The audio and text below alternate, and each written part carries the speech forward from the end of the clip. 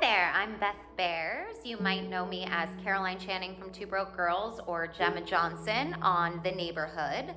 I am so happy to be here to read one of the finalist stories in the middle school category for the Wild Beauty Foundation's second annual creative writing contest with the theme of connection and wild horses.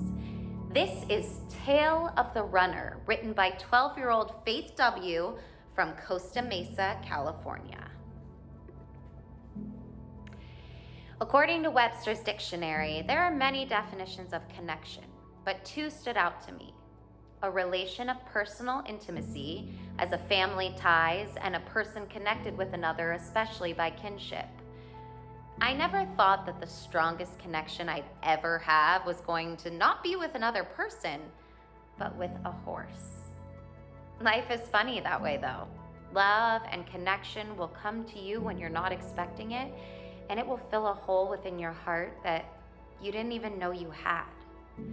So, I live in a place where it seems like almost everyone has a horse. Everyone except me, that is. That's okay, though. I just haven't found my heart horse yet. Besides, my best friend has different horses coming through her barn all the time because her family boards horses and helps people train their horses, so I get to be around them all the time. Everything changed around the barn during the summer when a new horse was brought in by a man who had given up. He didn't want to train the horse. He said she was untrainable and wanted to just get rid of it.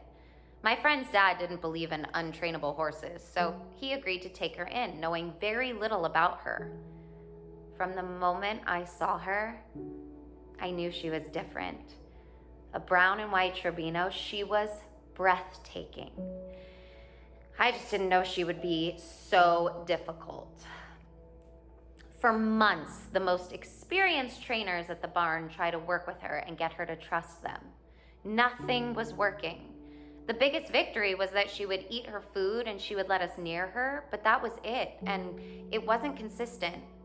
Everyone was frustrated, but not me. I saw so much more in her than just a problem horse. She looked so sad all the time. I could almost feel it. Then something horrible happened. Everyone at the barn had decided that it was time to send this horse somewhere else. I had never seen them give up before. I felt so heartbroken, and I knew I couldn't let that happen. I begged my friend and her father to give it one more month. I guess they could see how much this affected me because they reluctantly agreed. Now, I am by no means any kind of horse trainer, but I have worked with horses for years in one way or another and have ridden them for a long time. I didn't know what difference I could possibly make, but I knew I had to try. I didn't know what to try even, so I gave up any expectations and decided that her trusting me was all that mattered. Come to me on her terms. And finally, one day, she did. It was like a miracle had occurred. It felt I spent every day with that horse so that I was the first person she would see in the morning and the last at night. I didn't push her in any way. I let her come to me on her terms. Finally, one day she did. It was like a miracle had occurred. It felt like she trusted me. I thought we could take the next step and start to halter train, but when I tried, she ran away and wouldn't let me get close to her. I was so frustrated. I felt like we had a breakthrough, but then I put us back at ground zero. I couldn't do anything but just crumble in the arena and cry. I cried for what seemed like an hour and would have continued to do so, but out of nowhere, I felt the sudden nudge of a muzzle. I was too shocked to open my eyes yet. She nudged me again, and when I finally opened my eyes, I was face to face with this magnificent creature. We stood there staring at each other for ages, it felt like. Then I heard myself whisper the words, "I give up." I kept repeating to her, "I give up." I didn't know what else to say. I felt like I had let her down and I didn't know what to do. I walked closer to her and I got enough nerve to rest my face on her face. And to my surprise, she let me. Then the most amazing thing ever happened.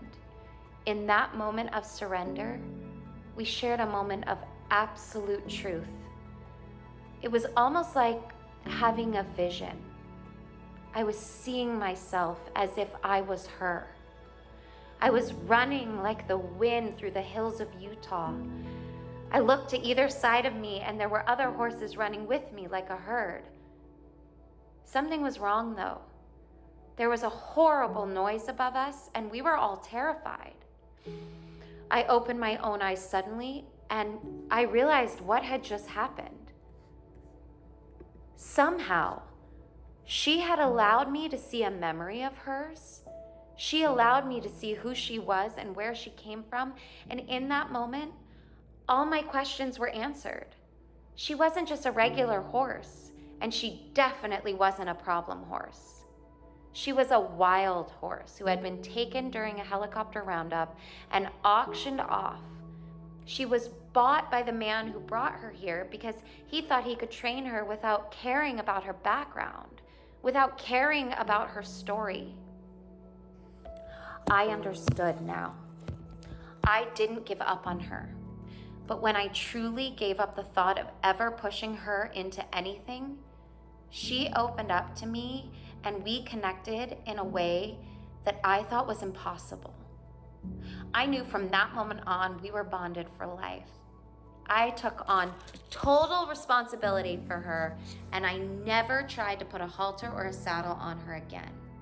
I never tried to push her into anything ever again. I let her simply be free.